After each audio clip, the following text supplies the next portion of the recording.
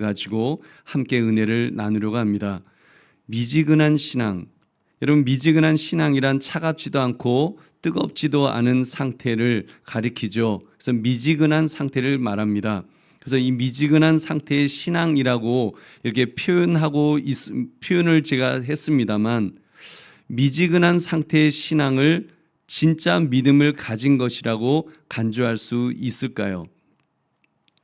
사실 이 미지근한 신앙은 엄밀히 말하면 불신앙의 한 형태라고 말해야 할 것 같습니다. 그런데 이런 미지근한 신앙의 상태가 여러분 교회 안에도 성도들 중에도 바로 나에게도 있을 수 있다는 것이 문제입니다. 여러분 어떻게 해야 되겠습니까? 오늘 말씀의 제목 미지근한 신앙이란 제목을 가지고 나의 신앙의 상태를 점검하시는 이 밤이 되시기를 주님의 이름으로 축원합니다. 오늘 성경은 예수님을 믿지 못하는 상태에 대해서 두 가지를 말씀합니다.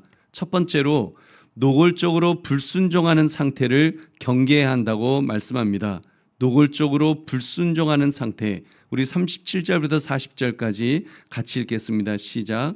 이렇게 많은 표적을 그들 앞에서 행하셨으나 그를 믿지 아니하니 이는 선지자 이사야의 말씀을 이루려 하심이라.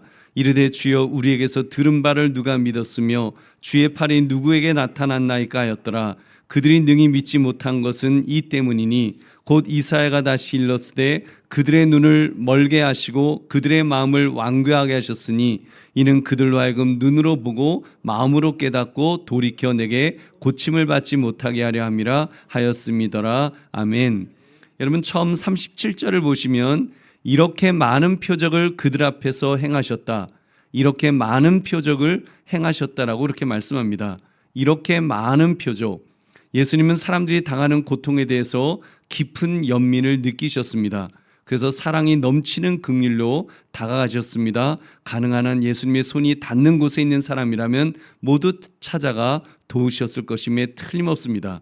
몰래 옷자락을 만지려 했던 사람도 고침을 받았는데 예수님께서 얼마나 많은 표적을 행하셨겠습니까? 더구나 보십시오. 그들 앞에서 행하셨다고 했습니다. 그러니까 예수님은 몰래 표적을 행하신 것이 아니라 사람들이 쉽게 볼 수 있는 곳에서 행하셨습니다. 예수님의 능력 행하시는 모습을 보고 가급적 많은 사람들이 믿을 수 있도록 예수님은 그렇게 표적을 행하셨음에 틀림없습니다. 그런데 여러분 사람들의 반응은 어떠하다고 했습니까? 사람들의 반응은 그를 믿지 아니하니 믿지 않으려고 했다는 것이죠. 믿지 않으려고 작정했다는 것입니다. 실제로 믿지 않으려는 자들이 있었고 예수님께서는 그런 자들 앞에서는 이적을 행하지 않으신 적도 있었습니다. 마태복음 13장 58절 보니까 그들이 믿지 않음으로 말미암아 거기서 많은 능력을 행하지 아니하시니라. 여러분 이때 믿지 않았다는 단어는 헬라어 시제로 진행형 동사입니다.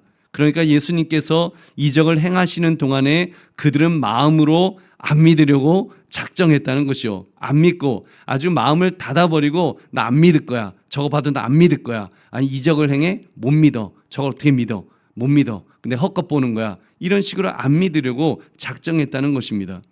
여러분 그렇습니다. 복음을 듣고 믿느냐 믿지 않느냐 그 결과를 보니까 설득당해서 믿는 경우는 거의 없는 것 같습니다. 설득을 당했기 때문에 믿는 것이 아니라 믿겠다는 태도로 마음이 열려 있었기 때문에 믿는 경우가 대부분인 것입니다. 반대로 아무리 논리적으로 설득해도 여러분 논리적으로 기독교 진리를 잘 설득해 보십시오. 그래서 설득을 당한다? 아마 설득당할 것 같으면 그 사람 분에 못 이겨서 얼굴이 아마 벌겋게 돼갖고 끝까지 믿기를 거부할 것입니다. 나중에는 안 들어 듣기 싫어 그러고 그러면 이렇게 벌떡 일어날 것입니다. 여러분 이런 태도에 대해서 조금 전 읽은 말씀은 이사야 선지자 입을 빌려서 이렇게 말씀합니다. 우리에게 들은 바를 누가 믿었나이까? 우리에게 들은 바를 누가 믿었나이까? 이사야 선지자가 하나님께로부터 나온 것을 전하였지만 안 들었다는 것입니다. 여러분 불신앙은 그런 것입니다. 안 듣기로 안 믿기로 작정하는 것이 여러분 불신앙입니다. 그래서 사실 예수님께서 말씀하시고 이적을 행하셨던 것은 진리의 말씀인 것입니다. 그것을 들었어도 그것을 보았어도 믿지 않으려는 사람은 여러분 끝까지 안 믿는다는 사실입니다. 여러분 이런 태도에 대해서 이사야 선지자는 하나님께서 그들의 마음을 완고하게 하셨다고 말씀합니다. 눈으로 보고 마음으로 깨달은 것 같은 순간에 돌이키지 못하게 하신다는 것입니다. 고침을 받지 못하게 하신다는 것이죠. 그래서 아예 하나님께서 완고하게 했으니 그들로 하여금 눈으로 보고 마음으로 깨닫고 돌이켜내게 고침을 받지 못하게 하려 함이라, 이렇게 말씀하십니다. 여러분, 이 말씀 우리 오해하지 맙시다. 이 말씀을 하나님께서 직접 그들의 마음을 막 강팍하게만 만들어 갖고 믿지 못하게 방해하셨다, 이런 의미로 해석하면 안 됩니다. 그러면 여러분, 안 믿는 거는 그 사람 잘못이 아니죠. 하나님이 못 믿게 하신 거니까. 이것은 여러분 간접적 심판을 가리킵니다. 완고한 마음을 그대로 두심으로써 심판받게 되었다는 것입니다. 여러분, 사실 인간의 상태는 이와 같지 않습니까? 어떤 인간이 복음의 말씀을 듣고 마음을 열겠습니까? 열게 하시는 분은 하나님이신 줄 믿으시기 바랍니다. 열게 하시는 분은 하나님이십니다. 내가 나의 나 된 것, 내가 지금 예수 믿고 구원받게 된 것, 내가 뭐 마음이 몰랑몰랑하고 내가 마음이 굉장히 뭐 착하고 뭐 마음이 옥토라서 그래서 주님의 말씀을 받고 우리가 믿음의 사람이 된 것이 아니라, 주께서 우리를 불쌍히 여기셔서 성령께서 우리의 마음에 감동을 주셔서 우리로 하여금 믿게 하신 줄로 믿습니다. 그래서 여러분, 은혜인 것입니다. 그 우리의 공로가 아니라, 나의 어떤 업적이 아니라, 여러분, 오로지 은혜입니다. 하나님께서 믿도록 해주신 것, 그래서 하나님의 자녀로 삼으신 줄로 믿습니다. 우리 보배로운 성도님들, 저와 여러분은 뭐 이렇게 노골적으로 불순종하려는 사람은 아닐 것입니다. 믿음의 사람이니까요. 그저 이미 믿기로 작정한 사람인데, 믿음으로 하나님의 자녀가 되었는데 뭐 안 믿기로 작정하면서 다시 그렇게 살기야 하겠습니까? 여러분, 그렇다고 나의 마음이, 여러분 정말 주님 앞에 나와서 예배 드리시면서 오늘도 말씀을 들으시면서 내 마음이 늘 열려져 있다, 여러분 이렇게 말할 수 있을까요? 교회에 나오면서 예배 자리에 앉아서도 은근 안 믿기로 작정할 때도, 그런 태도를 가질 때도 여러분 있지 않으셨습니까? 인간관계에서 틀어졌을 때 여러분 마음에 뭔가 응답이, 뭐 하나님이 내가 막 기도했는데 응답이 안 더딘 것 같을 때, 그때 뭔가 불만이 있을 때 여러분 앉아서 예배를 드리지만 내 마음은 불편할 때가 있습니다. 아니면 설교하는 설교자가 내가 별로 안 좋아하는 분이 오늘은 설교하시네 하고 딱 마음의 문을 닫아버리는, 여러분 그런 경우는 혹시 없으셨습니까? 여러분, 어떤 분들 막 다른 사람, 나보다 믿음 없는 사람이 막 잘 되는 그런 정말 세상 표현으로 꼴을 보면 이제 막 마음이 이렇게 뒤틀려서 정말 막 마음이 옥토가 돼야 되는데 마음이 돌짝밭이 되어버리는, 그렇게 마음이 비뚤어져 버리는 그런 경우는 없으셨습니까? 여러분, 자신의 마음을 진단해 봅시다. 주님, 제가 지금 선포되는 말씀 앞에 활짝 열려져 있는 그런 마음인지 여러분 주님 앞에 우리가 고백해야 될 줄은 믿습니다. 혹이라도 삐딱하니 안 믿으려고 하고 있지는 않는지, 여러분 우리가 뭐 불신앙의 사람은 안 되겠지만 여러분 은혜 받아야 될 은혜의 자리에서 내 마음이 지금 뭔가 삐딱해져서 안 믿으려고 하는, 여러분 은혜를 안 받으려고 하는 여러분 그런 태도가 된다면 안 되는 것입니다. 우리 한번 따라해 봅시다. 안 믿으면 나만 손해입니다. 안 믿으면 여러분 나만 손해죠. 믿음의 사람은 그런 점에서 마음의 문을 여는 것이 중요합니다. 믿기로 작정하는 것이 중요한 줄로 믿습니다. 우리가 정말 은혜의 자리에서 은혜를 받을 수 있는 비결은 먼저 마음의 문을 열고 내가 주님 참으로 오늘도 은혜 받기를 원합니다. 그리고 아멘 아멘 하면서 우리가 주의 말씀을 받을 때 주께서 은혜를 부어주실 줄로 믿습니다. 그러므로 나의 마음 속에는 노골적으로 불순종하려는 태도는 없는가, 여러분 경계하시는 여러분 저와 여러분 되시기를 주의 이름으로 축원합니다. 두 번째, 믿는 것 같으나 미지근한 상태를 경계해야 한다고 말씀합니다. 우리 41절부터 43절 말씀 같이 읽겠습니다. 시작. 이사야가 이렇게 말한 것은 주의 영광을 보고 주를 가리켜 말한 것이라. 그러나 관리 중에도 그를 믿는 자가 많되 바리새인들 때문에 드러나게 말하지 못하니 이는 출교를 당할까 두려워함이라. 그들은 사람의 영광을 하나님의 영광보다 더 사랑하였더라. 아멘. 지금 읽은 말씀에 나타난 사람은 미지근한 신앙을 가진 사람을 가리킵니다. 관리 중에도 예수님을 믿는 자가 많았다고 했습니다. 젊은 관원 중에도 예수님을 믿어서 찾아온 사람도 있었습니다. 아마도 상당수의 사람들이 그 당시에 예수님을 믿었을 것입니다. 근데 믿기는 믿는데 여기에 단서가 붙습니다. 바리새인들 때문에 드러나게 말하지 못하니 이는 출교를 당할까 두려워함이라, 불이익을 당할까 봐 믿음을 드러내지 못했다는 것입니다. 여러분, 이것을 믿음이라고 할 수 있을까요? 여러분, 주님께서는 이런 미지근한 믿음에 대해서 이렇게 말씀하셨죠. 요한계시록 3장 15절 16절 같이 읽겠습니다. 시작. 내가 내 행위를 아노니 내가 차지도 아니하고 뜨겁지도 아니하도다. 내가 차든지 뜨겁든지 하기를 원하노라. 내가 이같이 미지근하여 뜨겁지도 아니하고 차지도 아니하니 내 입에서 너를 토하여 버리리라. 아멘. 토하여 버리시겠다고 했습니다. 그러니까 구원받은 믿음이 아닐 수도 있다는 것이죠. 구원받을 뻔했다가 토하여 버려지는 상태, 여러분 불신앙의 상태인 것입니다. 여러분, 신앙을 해서 어떠해야 합니까?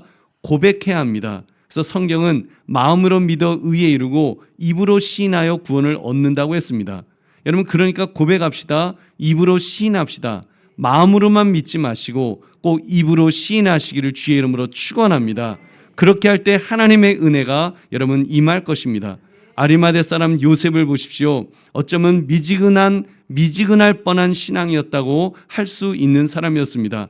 요한복음 19장 38절 아리마대 사람 요셉은 예수의 제자이나 유대인이 두려워 그것을 숨기더니 2일 후에 빌라도에게 예수의 시체를 가져가기를 구하매 빌라도가 허락하는지라 이에 가서 예수의 시체를 가져가니라. 아멘.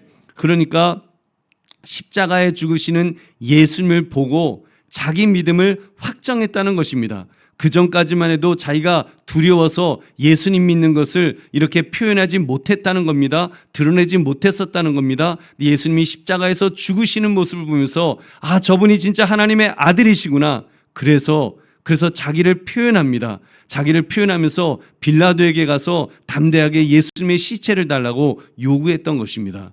얼마나 멋진 고백이었습니까? 우리 보배로운 성도님들, 나의 믿음 상태는 어떠한지 여러분 이것도 점검합시다. 우리가 설마 예수님께서 토해버리실 정도로 그런 상태는 아닐 것이라고 저는 분명히 믿습니다. 확신합니다. 그러나 사실 우리도 때로는 미적지근할 때가 있습니다. 너무 지쳐 있을 때, 너무 힘들어서, 때로는 너무 낙심이 되어서 미지근한 신앙 상태에 여러분 빠질 때가 있을 수 있습니다.